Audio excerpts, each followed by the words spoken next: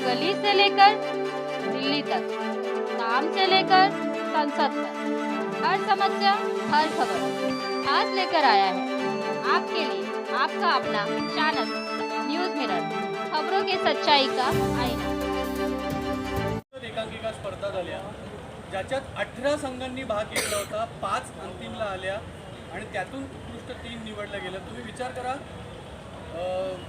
एखाद्या संस्थेतून एकांकिका स्पर्धेसाठी फक्त संस्थांतर्गत जर 18 ग्रुप्स तयार होत असतील तर संस्थेची स्ट्रेंथ किती आहे। संस्थेत नामवंत कलाकार तर सगळेच आहेत, ठाण्यातले म्हणजे मकरंद अनसपुरे, मंगेश देसाई, हे असे सगळे कलाकार आहेत। चित्रकारांमधले सुद्धा किशोर नादवडेकर, विजय बोधनकर असे सगळे आहेत। आणि आत्ता मी आज जी पत्रकार परिषद आपण इथे आयोजित केली ही माझ्या मते आमची टॅगची पहिली पत्रकार परिषद आहे। तरीसुद्धा आजच्या या पत्रकार परिषदेची जी मूळ घोषणा करायची त्याच्याकडे मी आता वळतो। आपल्या ठाण्यातून एक खूप मोठा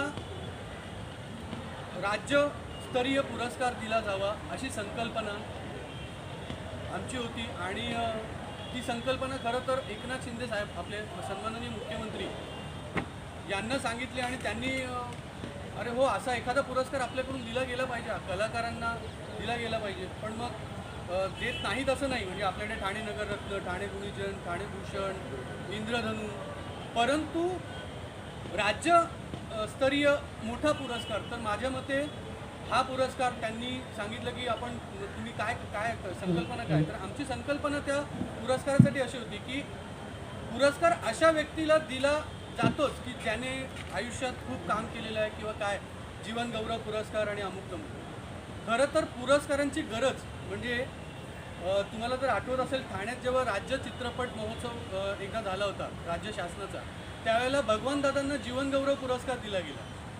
त्या जीवनगौरव पुरस्काराचं ज्यावेळेला त्यांच्याकडे ती थैली दिली गेली त्यावेळेला त्यांनी अत्यंत इमोशनल उद्गार काढले होते की ही ज्या वेळेत मिळायला हवी होती त्या वेळेत मिळाली असती तर खूप कामाला आली। तर आपण जे पुरस्कार देतो ते त्याच वेळेला मिळाले पाहिजेत की ज्या वेळेला त्या पुरस्कारांना ती उर्मी पण मिळेल आणि त्या पुरस्कारांमुळे इतरांना काहीतरी मदत करण्याची।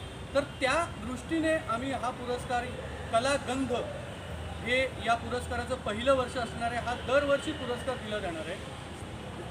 हा तरुण आणि उद्यमी कलाकारांना दिला जाणार आहे।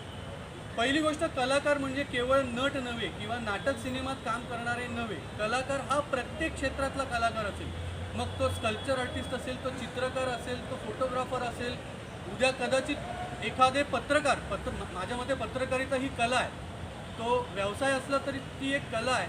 तर कदाचित एखादा पत्रकार असेल तर कला क्षेत्रात ज्यांनी वाहून घेतलेलं आहे आणि तो उद्यमी आहे म्हणजे तो अजूनही कार्यरत आहे आणि आणखीन कार्य करू शकतो, अशाच व्यक्तींना हा पुरस्कार द्यायचा असं आम्ही ठरवलं। आणि ही संकल्पना एकनाथ शिंदे साहेबांकडे मांडल्यावर सांगितलं की आपण त्या पुरस्कारामागे रोख रक्कम एक मोठी देणार आहे, कारण ट्रॉफीज तर आहेतच, प्रत्येक कलाकाराच्या घरी असतात। तर त्यानं दिलं एक रोख रक्कम की जेणेकरून तो माणूस पुढे जाऊन त्या रकमेचा विनियोग चांगला करून बाकी कलाकारांना मदत करेल। तर आम्ही सांगितलं की आम्ही 50,000 रुपये ती रक्कम ठेवणार आहोत। तर साहेब म्हणाले की नाही विजू, तुम्ही नाटक बसवतात जेव्हा एखादं, त्यावेळेला नाटक बसवायला सुद्धा तुम्हाला सहज 2 ते 2.5 लाख रुपये खर्च येतो एका नाटकाला, पण मग तुमच्या 50,000 पुरस्कारात जर तुमचा उद्देश हा असेल तो पुढे जावा तर तो तिथपर्यंत देऊ नका। आणि त्यांच्या सांगण्यावरून या पुरस्काराची रक्कम आम्ही 1 लाख रुपये केलेली आहे। तर रोख रक्कम 1 लाख आणि ट्रॉफी असं या पुरस्काराचं स्वरूप आहे। हा पुरस्कार यावर्षी आपण देत आहोत अभिजित झुंजारराव यांना। त्या पुरस्काराचा 16 तारखेला doctor Kashinath Ghanekar theatre mini थिएटरमध्ये आहे। तुम्हा सर्वांना त्याचं जाहीर आमंत्रण तर आहेच।